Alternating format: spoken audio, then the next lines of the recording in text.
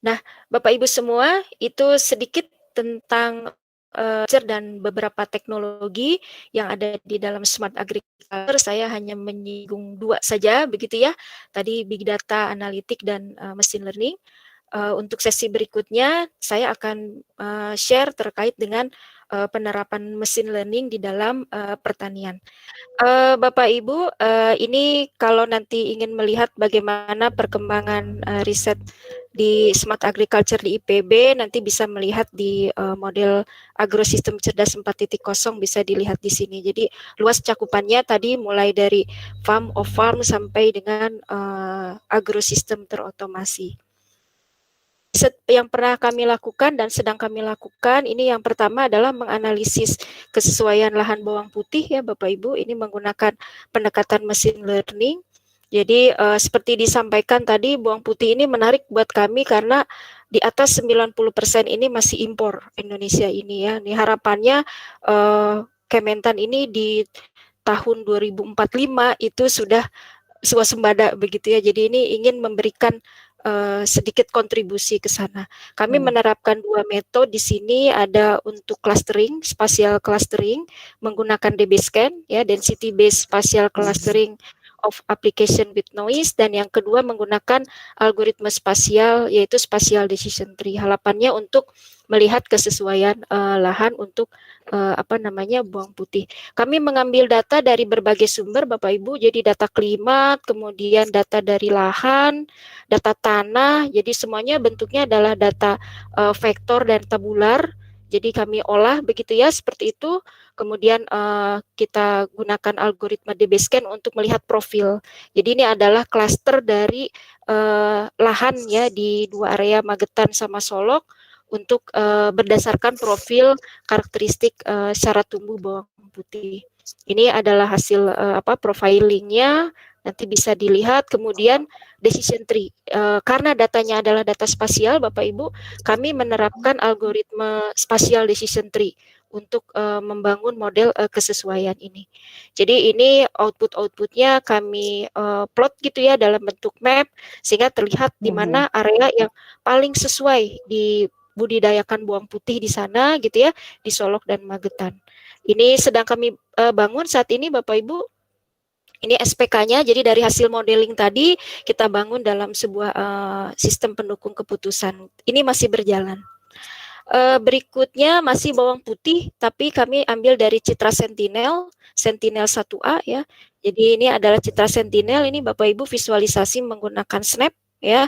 Dia memiliki resolusi 10 meter 10 meter. Jadi kami mengidentifikasi lahannya Bapak Ibu seperti itu.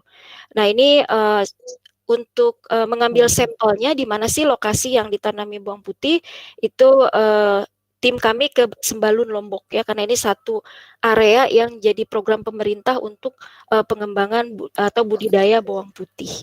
Kami menerapkan algoritma pohon keputusan, ternyata akurasinya masih belum bagus begitu ya. Jadi sekarang ini kami sedang mencoba algoritma yang lain. Jadi di sini kelas bawang putih sama non bawang putihnya itu masih bercampur baur begitu Bapak Ibu. Jadi ini kami sedang melakukan perbaikan ya, mencobakan beberapa algoritma machine learning yang lain. Jadi akurasinya masih sekitar 76% begitu ya, jadi masih belum bagus. Berikutnya nanas. Ini kenapa nanas? Karena di lahan gambut, kebetulan saya banyak riset karhutla itu di lahan gambut. Jadi kami coba lihat kesesuaian lahan untuk nanas berdasarkan agroekologi, memasukkan kriteria gambut. Pendekatan yang kami gunakan mengadopsi dari tesis saya, Bapak Ibu, di bawah bimbingan Prof. Tati, yaitu menggunakan FIS, ya Fuzzy Inference System. Jadi dulu waktu saya kuliah, tesis saya adalah Fuzzy Inference System untuk crops. Ini alhamdulillah disitasi banyak researcher Prof. Ya, papernya alhamdulillah ini banyak disitasi. Ya, termasuk ini riset saya juga dengan mahasiswa mengadopsi paper ini. Jadi ini alurnya seperti biasa Bapak Ibu, kita bikin FIS, kemudian datanya tadi data spasial, syarat-syarat tumbuh nanas di lahan gambut, pH, ketebalan gambut, kedalaman gambut, ini semua data real Bapak Ibu. Kami ambil dari BPSDP ya, Balai Besar Penelitian dan Pengembangan Sumber Daya Lahan Pertanian. kadang kita beli karena memang secara peraturan pemerintah harus beli gitu ya. Kemudian data temperatur kita kumpulkan semua. Paper Ibu Tati dan saya jadi kita adopsi di studi ini. Kemudian kita berdasarkan keadaan iklim ini bagaimana begitu ya kesesuaiannya. Nah ini hasil-hasil plotnya, kami juga mengembangkan aplikasi GIS-nya Bapak Ibu. Jadi kita bisa lihat nanti nanas itu cocoknya ditanami di mana begitu ya, di lahan gambut. Di gambut ini tidak semua crops bisa tumbuh di gambut. Jadi nanas ini salah satu yang produksinya bagus di lahan gambut begitu, seperti itu. Dan ini Bapak Ibu nanti bisa masuk ke website kami di Solab ya. Kami menerapkan dua teknologi, ada warehouse sama OLAP di sini.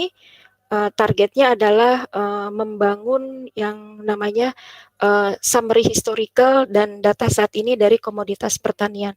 Banyak komoditasnya lebih dari 150 pangan, hortikultura dan sebagainya. Ini kami olah teknologi bisnis intelijen.